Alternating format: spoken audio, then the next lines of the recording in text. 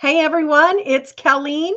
We are going to have a fun show for you today. We're going to get down and dirty with Sam Rosenberg and really understanding situational awareness, self-defense.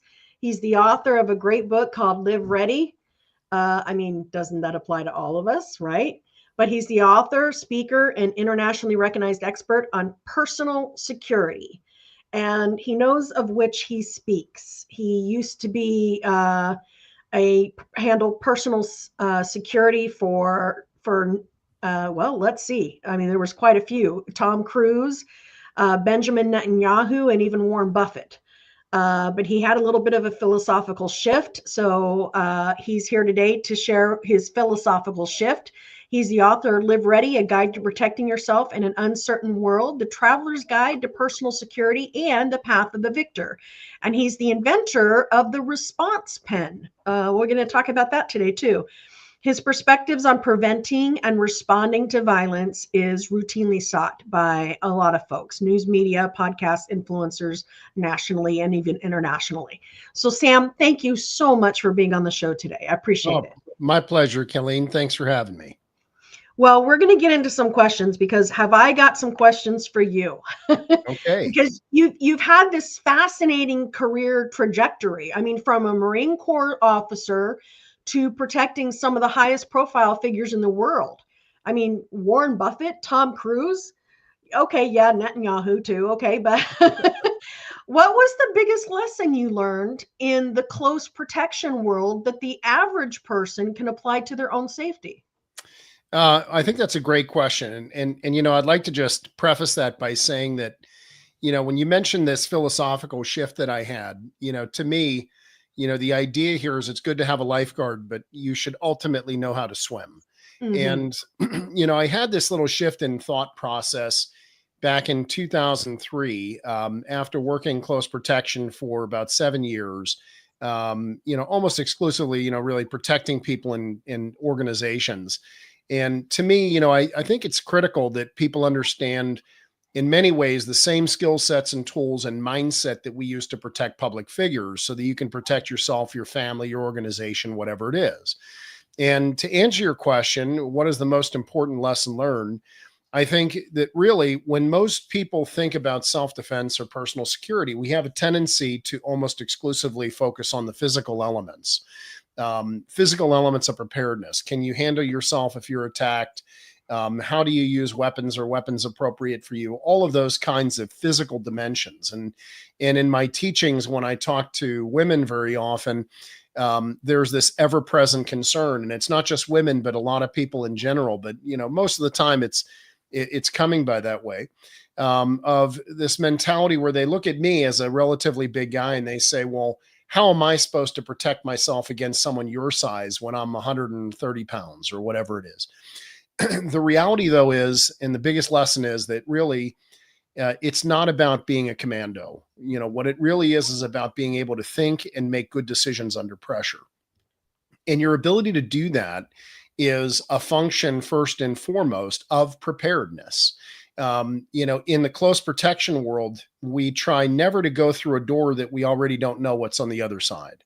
We talk about doing advanced work. And one of the key differences between good close protection and in many ways what people's perception of bodyguarding is that with celebrity bodyguards, very often it's sort of like the big guy that walks around with a celebrity. And if something bad happens, if something kicks off, they're supposed to be there to respond. But the reality is that is very reactive. And in the close protection world, everything is proactive. We want to get ahead of the curve at all times. And advanced work is a big factor of that. So planning, thinking ahead of things, where are you going to go? How are you going to get there? What does it look like once you're there if you have to escape or if there's an emergency response? And, this is a chess match. And I think that the most important thing is to understand that the basis of personal protection really begins with our mind and our ability to think and make decisions. The critical thing, though, is that what are the factors that really limit our ability to think well under pressure? And how do we systematically condition ourselves to being able to overcome, for example, paralysis or the natural panic reactions that occur in a critical situation. And that once again comes back to the basis of your entire show, which is preparedness. So while I talk about the mindset and the soft skills, if you will, being more important in many ways than the physical skills, the gateway to developing those physical or those mental skills is many ways the physical training and actually doing work ahead of time, preparedness training, thinking through things and getting ahead of those curves. Does that make sense? Absolutely. Absolutely. I mean, mental preparedness is the second principle of preparedness, is what I teach. Mm-hmm. And the third is physical preparedness. Mm-hmm. That muscle memory is invaluable in a crisis. Yes. Yeah, you have to have it. One of the most basic concepts in any responding to any disaster, any crisis, any emergency is that the time to prepare for those emergencies is not when you're faced with the crisis. The time to figure it out and to prepare for it is ahead of time. It's now, it's today while we're talking. So, the key is get ahead of the curve, do your diligence, think through when we're talking about our families, think through emergency planning. All we have to do is look at the terrible fires that just occurred out in California or the disasters that occurred in North Carolina. How do we get ahead of those curves and make sure that, you have proper emergency planning in advance for your families? And that involves communications, bug out, what do you do if you have to get out of Dodge? Where are you going to go? How are you going to go there? Is your stuff packed? Do you have go kits? All of those kinds of things are absolutely critical. But, and for the listeners of your podcast, I'm sure everybody gets it. That's why we're here talking today, is that we all understand this, but advanced work and prior planning and playing the chess match ahead of time is really the key. So you mentioned the philosophical shift. I Mm-hmm. mentioned it as well, that led you to teaching rather than just protecting. Mm-hmm. Share with us what triggered that shift and how did it change your approach to security? So, I have always been very interested in the training aspects myself. And, I'm a lifelong martial artist and lifelong shooter. And, I've always had a passion for preparedness. It's just part of my wiring. And I think a lot of people who get into my line of work, and a lot of folks that are, to use my good friend Dave Grossman's, concept, that are more sheepdogs, as opposed to sheep, we think in this way already. So it was a natural fit for me in many ways to go from the Marines into the close protection world, but it was sort of a lucky stroke, but shifting gears was really a function of a series of experiences. One of the experiences that I had was, no matter who I was protecting, no matter what the executive protection job was, whether it was someone who was more of a public figure or just a CEO of a company or some bad situation happening within a workplace that we were there providing protection for, there was a desire for training.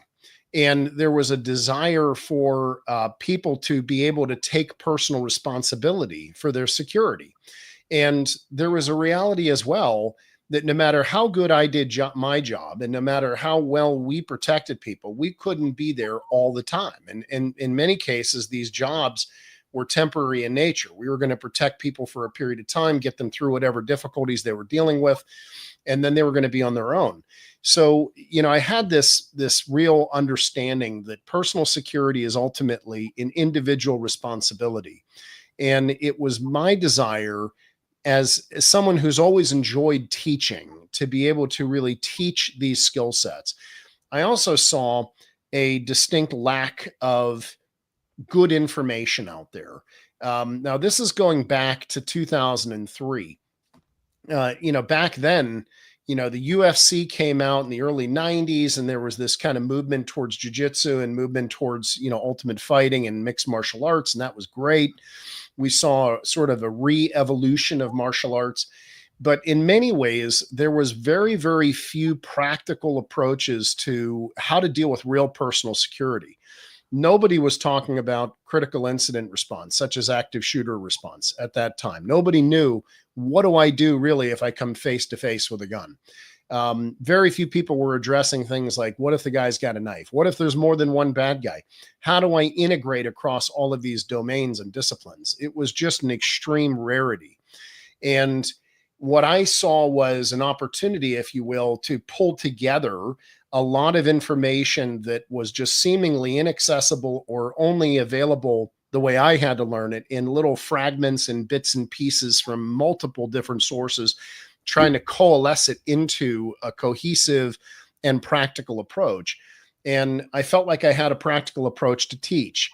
And when I started to teach my clients, and when I started to teach their families, and when I started to teach executives at workplaces and things like that, I found them that they were very, very hungry for this information.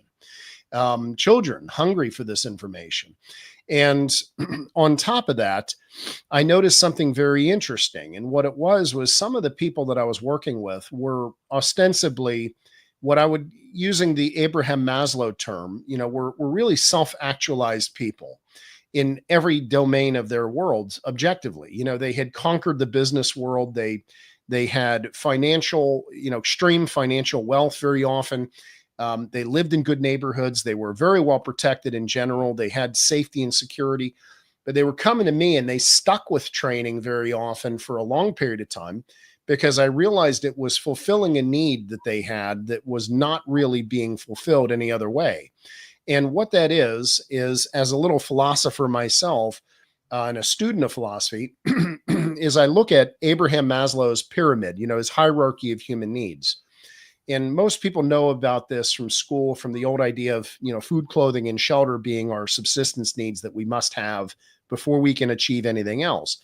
And Maslow postulated that once we had our subsistence needs met, we could move up this ladder of higher needs being met. Security and safety was the next need that would be met. After that was things like belonging, and then esteem, and then eventually this state that he called self-actualization, which I like to think of as basically living life on your own terms. And what I found was a lot of these people were living their life on their own terms, but the reality is that they did not believe that they were really secure. And the reason why they didn't feel that was because they kind of knew that despite all the protections and the sort of bubble wrap around them, that a bad guy could take it all away from them instantly. And what they wanted was to fill that void.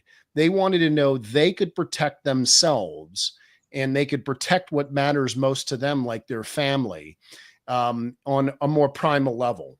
And it wasn't dependent. They didn't want to be dependent on tools or technology or others. They wanted that human factor. And this really anchored with me that, to me, again, it's good to have these lifeguards, all of these things that we have around us that protect us or have tools and technology that can support us. But when it really comes down to it, what is the absolute basis of everything is our ability to think and make decisions and physically take action ourselves. No matter where you are, what you're doing, how you're doing it, who you're with, you need to have the skill sets to be able to protect yourself. And that was really the impetus to move and shift gears.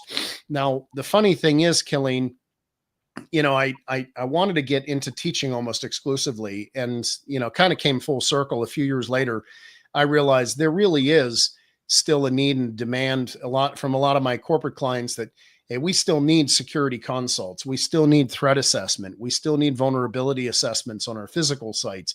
And we do all of that. And we still need close protection sometimes. Sometimes you just need lifeguards to help you out. So I set up another company and we all operate under the Live Ready umbrella. But the basic concept is right now, we do kind of all three of those domains: preparedness, we do intelligence work, but we also do close protection. But my main focus is still as an educator, because at the end of the day, it's a personal responsibility. And I want to enable people, empower people to have that ability themselves. Well, when we first started, I did some name dropping, of course. I'm sure it's kind of fun for you to do sometimes. Tom Cruise and Netanyahu and Warren Buffett. These are three very different high-profile individuals. What surprised you most about working in that world? Well, there are three people that, I can talk about. There's a lot others that I don't. And really, I rarely ever talk, aside from, yes, I name drop from the standpoint that it's important for people to understand that there's some credibility to what I'm talking about, that I've been there, done that. Of course. Um, But the idea here is I don't share a lot of stories. What I can tell you is this: everyone I've worked with was an unbelievable gentleman. Tom Cruise was incredible to work with. We worked with him while he was on a movie production for about, I don't know, 8 or 9 months. We, have worked with Warren Buffett, when, on a lot of different ways over many years from the standpoint of some of the work that he does. And, Netanyahu was a much shorter term gig when he was on a speaking tour, kind of in between prime ministerships. And, what I can tell you is I've got some remarkable stories about all of them. I learned a lot from all of them and from those jobs. But what I can tell you is interesting as a takeaway from that, one of the critical things was back when I was working with, some of the Israeli dignitaries. And this is a time before all of that was really kind of taken over by the State Department after 9/11. But the idea here is that, functionally speaking, it was an opportunity to work at a level. And in many cases, some of the others were in the same field, but in working at a level where your clients are being targeted actively. And when you're working with very high profile people, sometimes you're doing security and it's just kind of security in the most general sense. You're protecting them from the everyday concerns. But when your client is actively being targeted, it elevates the level of chess to an exceptionally high degree. And there's no room for error either way. But the concept is now the stakes are such that you have to understand how to do this work. And a lot of it comes down to being able to read people in situations and, of course, never create those opportunities. One of the most hallmark ideas that I teach for my clients is at all times work to deny opportunity, and to get ahead of the curve and make sure that there is no opportunity to victimize or to do injury or damagement to you or your organization, whatever. And that is a very specific kind of mindset and skill set. Well, so I guess that's what surprised you in working in that world is how often you had to educate them on that. In terms of what surprised me was, well, it wasn't so much me educating, clients that they were in danger, but more so, I would say what was interesting and intriguing was how often the clients wanted to learn how to protect themselves. Yeah. Now, your book, Live Ready, focuses on protecting yourself in a very uncertain world. Mm-hmm. What would you say is the most common mistake people make when it comes to personal security? I think there's two interrelated mistakes, and I'll share it in sort of a broader perspective. The book itself, I talk about two interrelated themes that I've come across throughout my career. One is what I call the myth of helplessness. The myth of helplessness is this notion that we are effectively helpless in the face of certain kinds of danger, that we must leave that to the professionals. To me, it's a conditioning, and it's somewhat like the old story about how they would train a circus elephant. If you remember the old story, it's not a happy story. I'll warn everyone. The way they used to train circus elephants was they would tie them to a stake in the ground when they were babies. And this little baby elephant would pull on this chain until eventually it just gives up. And what this means is when it's fully grown and it is the largest, most powerful land mammal on the planet, a human handler can lead it around on the end of a rope. And in the mind of the elephant, it's helpless to resist. This idea is like the very definition of what we would call in the psychological world, learned helplessness. And I think of it as the myth of helplessness because the elephant is not born that way. It is systematically conditioned. And I think that we have all been systematically conditioned as well, with very few exceptions, having trained kids to soccer moms, to executives, to Navy SEALs, there is some dimension of this myth of helplessness in most people's psychological matrix. And the first thing we have to do is really overcome that. This is not a mistake that people make. It's a function of conditioning that has been sort of foisted upon us. And it starts early in school. You're not allowed to fight back against the bully. You're not allowed to stand up for yourself. The idea here is that we condition people that they must seek help from an authority figure or from someone else. And if they can't receive that help, what do they do next? They have to become a victim, and they can't do anything until they're victimized. The thing is that overcoming this myth of helplessness and making sure people understand that you can, in fact, control most situations if you just know how to think and make good decisions. And you don't have to be, a big, strong physical commando to do so, is critical. The second interrelated myth is what I call the myth of randomness. And this is equally pervasive. It's the thought process that violence is random.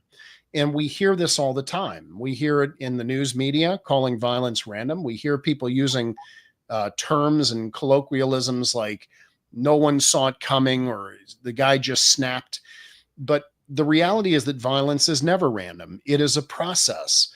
And it's a process as observable and predictable as boiling water if you know what to look for. So the key here is to understand that overcoming these two mythologies, first and foremost, sets you in a different playing field.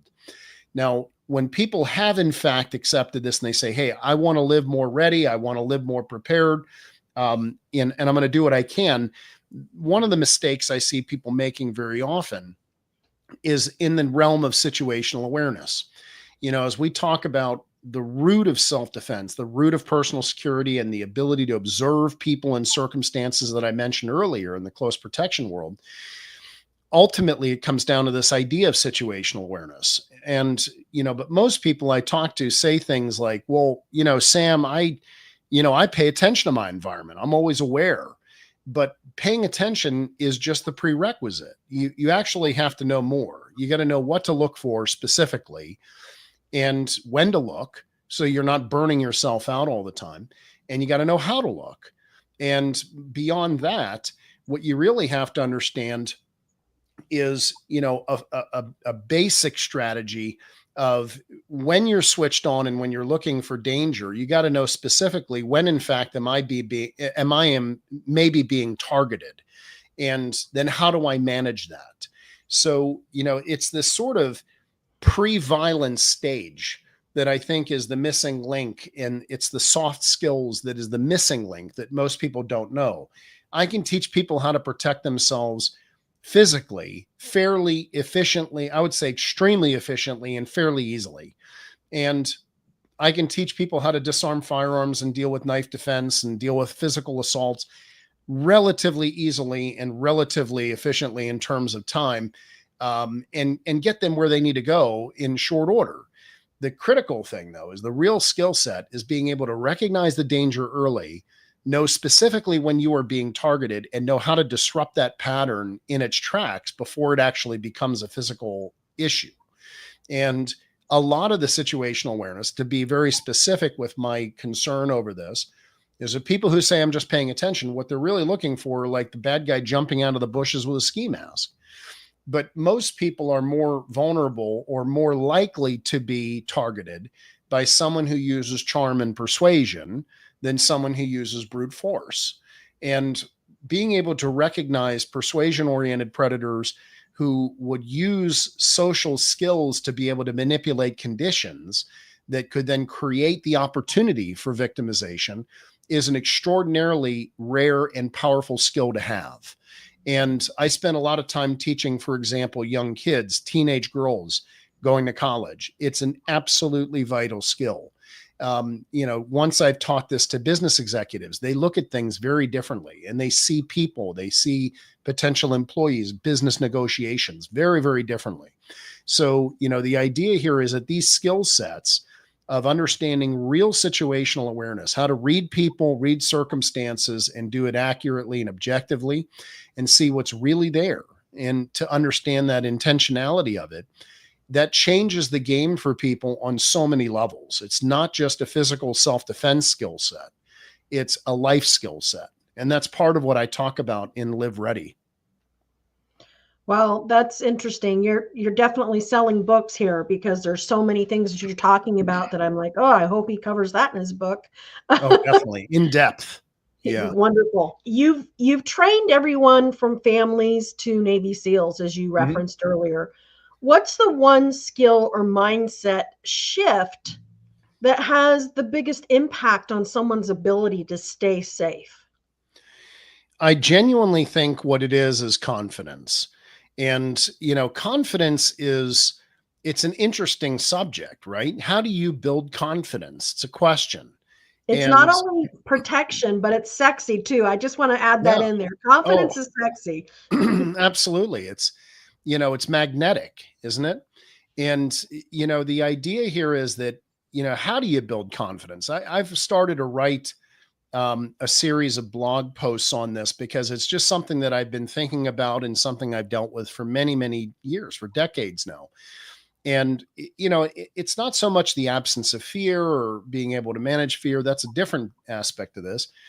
But I think the mindset shift of confidence is one that allows you to have a sense that you can control yourself and your responses to anything that comes at you.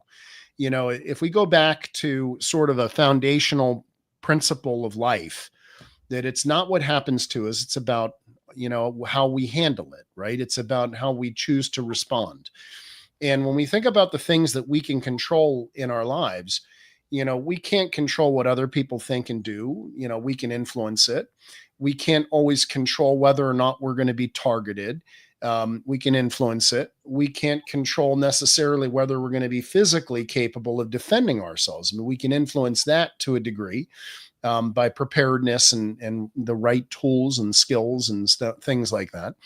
But what it really is, the game changer is the sort of intangible that comes from getting into those domains by preparing yourself ahead of time, whether it's for a natural disaster, whether it's for another kind of emergency, whether it's for a self-defense situation. The act of preparation builds confidence. Just like if you prepare for a test or if you prepare for a public speaking engagement, you have greater confidence going in because you have rehearsed, you've practiced, and having real skill sets is a game changer because when you really know what to do, you don't have to fake it.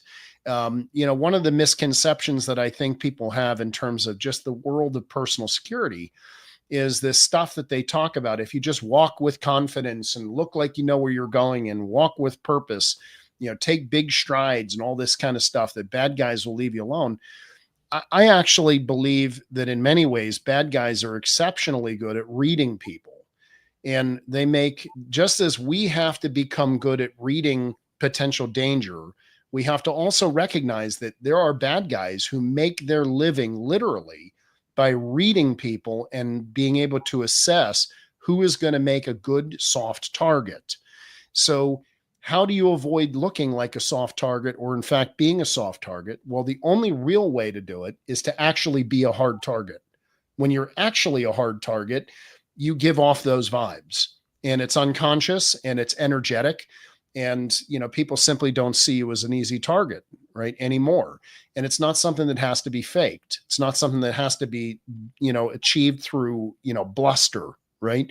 So the confidence that comes from training and the confidence that, is achieved is the game changer.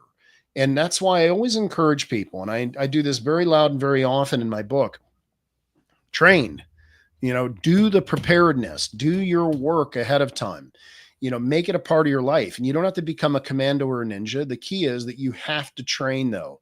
You have to know what to do and how to do it ahead of time. And when you do, it gives you that sense of confidence that I know I can respond.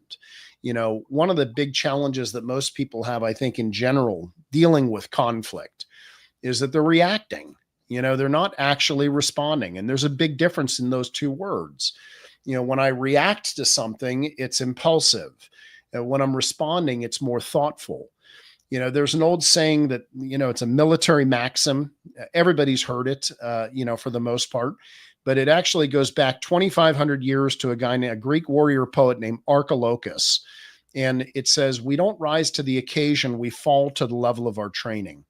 And I think that this is an absolute truth. We don't. We rarely rise to the occasion when it's a high stress situation.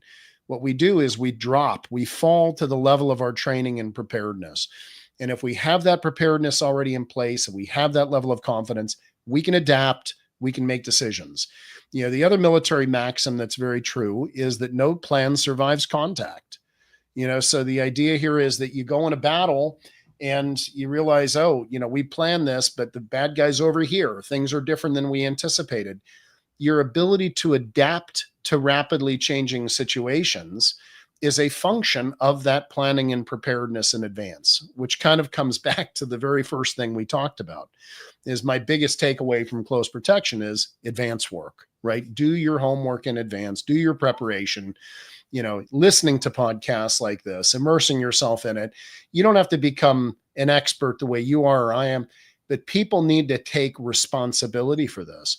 And by doing that, the benefits are greater confidence, and as a result, greater adaptability in the moment. Yeah. That adaptability, I think that's probably the hardest thing to teach, wouldn't you say? Yeah. I almost would say you can't really, I don't think you can really teach adaptability. I think adaptability is a byproduct of Of the confidence. the confidence and having experience and skill sets. Experience is really, there's only two ways to get experience, right? You can get it the hard way. You survive something and then you have this very powerful learning if you survive. Or, you base your knowledge off of lots of other people who have already been there and done that and can educate you as to what the appropriate responses should be. That's the easy way. And that's the way human beings like to take in information. We love to learn from others. What's the best path, so I don't have to continually reinvent the wheel. Yeah. But that's what I really think is the basis of it, is when you have that preparation and it bleeds over into the sense of I've been here before and I've done it, I've experienced this. That's what sort of the byproduct of that evolves into the adaptability of I can do many things here. I know how to respond as opposed to just react.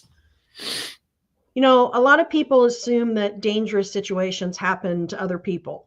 How do you get someone to snap out of that complacency and take personal safety seriously without making them paranoid?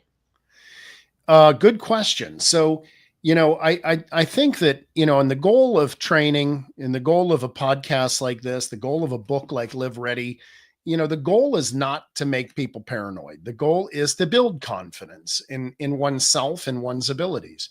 It's the opposite of being paranoid. But how do we get over denial, right? Or this natural mechanism that people don't want to perceive bad things happening. And I can tell you, I've had some really interesting moments throughout my career that have stood out to me.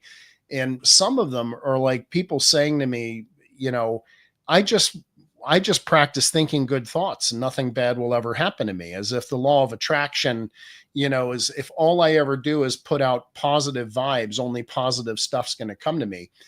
But, I'm not pessimistic about that. What I am, I understand and recognize, but what I am is a little more realist, in that you got to understand at the same time you're trying to project that energy out there.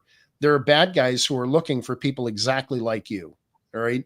And they're trying to attract exactly you into their world. Someone who is unprepared, incapable, never thought it's going to happen, can't possibly defend themselves, soft target.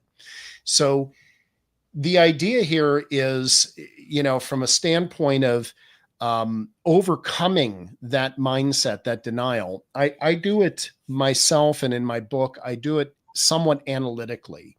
And one of the things I explain is that we have a number of things that I call the veils of denial that interfere with our natural ability to sense danger and to respond appropriately, in no particular order. The veils are they're not complicated, but they're interrelated. One of them is what I call the veil of normalcy. Let me frame it like this. Okay. So imagine you take your average, person's walking down the street. She sees someone approaching her and she gets this moment of nonverbal interaction, instantly has a bad feeling, right? So she has this intuitive vibe. Something's not right. And, maybe her body starts to react a little bit. There's a moment of fear, a chill runs up her spine. She gets the hair on the back of her neck standing up, whatever it is. What do? What most people do is they immediately look for hard evidence. They snap from the intuitive side into the cognitive side of their brain, and they start trying to analyze the situation. And they look for evidence, and they go, well, he's not doing anything wrong. He's not dressed inappropriately. He's not looking at me funny. There's nobody else around that's, sending off any warning signs, whatever it is. There's no hard evidence that they can sort of articulate and go, aha, here is what has caused this danger sense. Well, what we do is we have a tendency to dismiss that intuition and our early warning sign, what I call our radar. We dismiss that radar. And one of the most profound reasons why we do this is because of this idea called normalcy bias.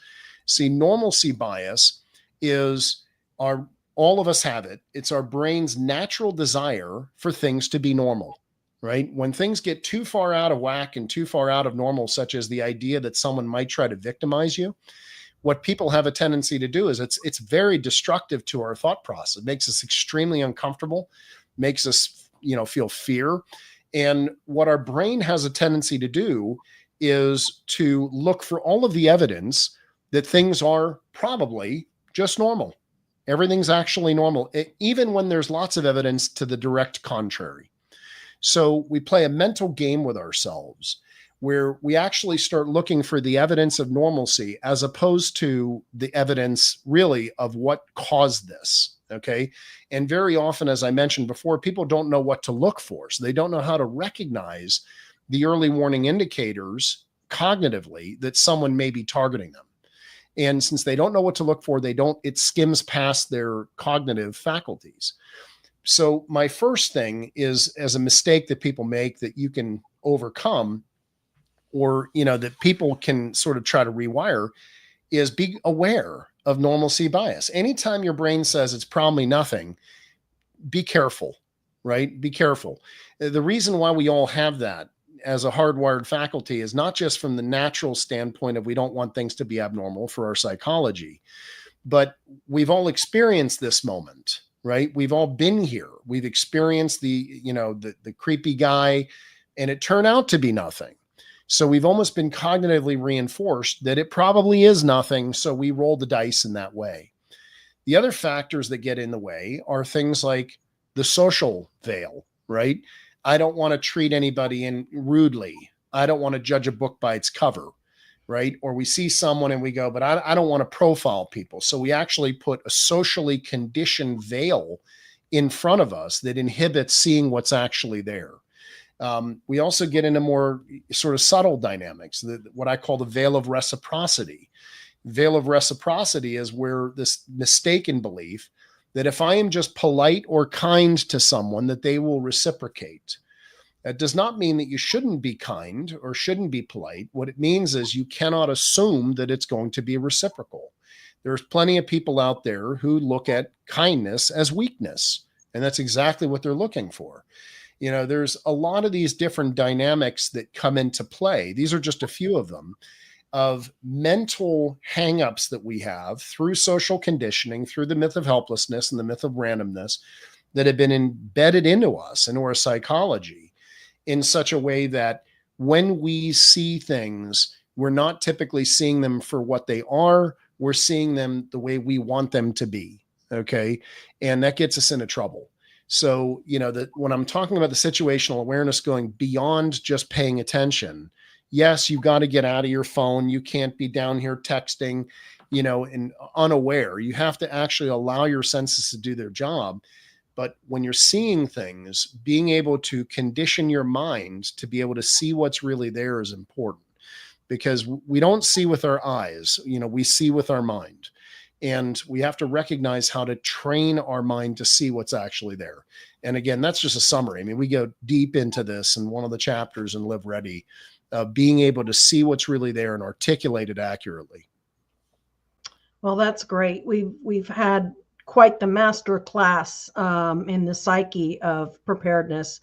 If listeners could take just one action after hearing this interview to be safer and more prepared, what would you hope it would be? Read my book. I think that goes without saying. It's important because there's so much that you brought up. Yeah, I think, you know, to answer that question, I think the most important thing I want people to take away is I want you to understand that really you have the capacity to protect yourself. You know, everyone does. And it's not really about being bigger, stronger, faster, having the bigger gun, having a tool to rely on. What it really comes down to is your ability to think and make decisions. And you know, the key takeaway here is think through things in advance. Simple thing as an example, just to start people on this path. You know, I would imagine, I'm just going to make an assumption that people who listen to Preparedness Pro podcast, right, they are going to look at a restaurant differently than most people. They're going to put their backs, you know, make sure their back's not to the door, all that kind of good stuff, so they have observation. Train your kids, right? When you go into a restaurant, when you go into a, you know, a movie theater, whatever it is, ask them, where's the emergency exit? You know, where's the kitchen in the restaurant? Because there's always an emergency exit out the kitchen. And get them conditioned to know that when you walk into a space, scan the space, and if nothing else, look for your secondary exits, is a really, really valuable skill set to sort of inculcate into our habituated way of thinking. If nothing else, that is a really good skill set to have and something to teach your kids, because they will take that idea and they will run with that everywhere they go. You know, whether they're in school or the playground or whatever, they will get in the habit of looking around and saying, if I can't get back out the way I came in, where am I going to go? And just having a secondary exit as one skill set will reduce the likelihood of them freezing in a bad situation, because now they have options. Make Yeah. sense? Yeah. Having options. That's wonderful. That's what training happens. That's how what training gives us is having options. What Mm-hmm. confidence gives us through that training, having options. Yeah, that's Mm-hmm. great. Okay, so I've got 2 minutes left. Give us a 1 minute blurb on your response pen. Oh, the response pen, 1 minute blurb. I thought I had one here. Here it is. So, you know, I believe it or not, I know it sounds ridiculous, but it is true. 2003, when I invented this guy, this is an older model. Nowadays, they're a little more less tactical looking. Um, you know, I was teaching improvised weapon tactics as one of my first classes, and I had a need for being able to teach people how to carry an item they could carry anywhere in the world, pens, whatever it is. You know, a lot of people were doing flashlights. That's great. But I invented this tool, got 2 patents on it, and it was the first tactical pen on the market. And, you know, obviously we both know probably that over the last 20, 25 years, you know, there's a million tactical pens on the market. One of the key differences is that most of them are designed like an ice pick, that are designed to stab. And the problem I have with that is it's only one level of force, and it's not really the right tool for that level of force, of that deadly force. You know, this tool here is designed as a hitter. It has a glass break on the one end. It is designed to be able to hit vulnerable areas, nerve areas, things like that, that you could do force or deadly force depending on how you wanted to use it, but as a very, very powerful force multiplier. One of the key aspects, though, is that it also has a little key fob, and that key fob, which normally there'd be a set of keys on this, can affix to the pen and sort of turn it into a Kubaton. And the reason why I invented that was because when I was teaching the improvised weapons, a lot of women would ask me, well, this is all cool, but like women's clothing don't have a lot of pockets. How am I supposed to carry a pen? It was just practically difficult. And I don't wear women's clothing, so I couldn't like figure out the problem entirely. But my best solution was to affix it to your keychain or fob so that you could have quick access to it. If it's tucked into the waistband of your pants or on the outside of your purse, you could grab it and have it in your hand very quickly. But what I like about the pen as a weapon is it is a very skill-based tool, meaning it's a smart tool. If it falls on the floor, no one can use it against you.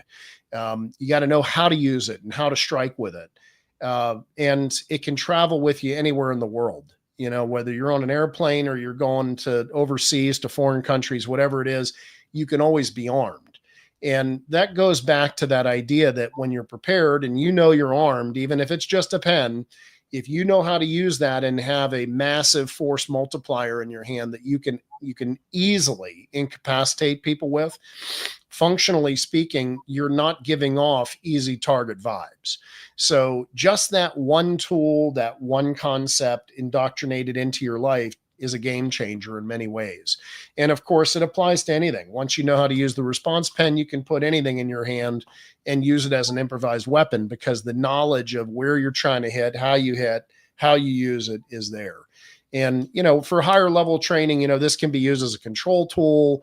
You can leverage with it. You can pull people out of vehicles with it. You know, it can break glass in an emergency, all that kind of stuff. So it's a pretty cool tool. I'm proud of it. We've never mass marketed it. I've always just sold it to my clients, but it's available on my website. Well, let's finish up there. Let's tell people how they can find out more about you and your book, your trainings, etc. Thank you. Well, go to my website, liveready.co, or you can go to livereadybook.com. They both get you to the same place.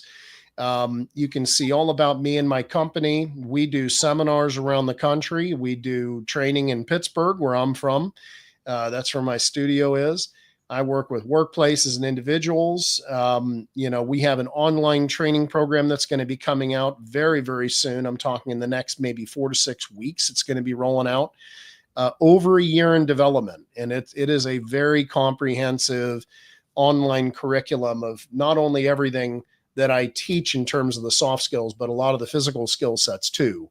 So liveready.co. You can find me on Instagram, on Twitter, on, whatever, Facebook, all of the social media platforms.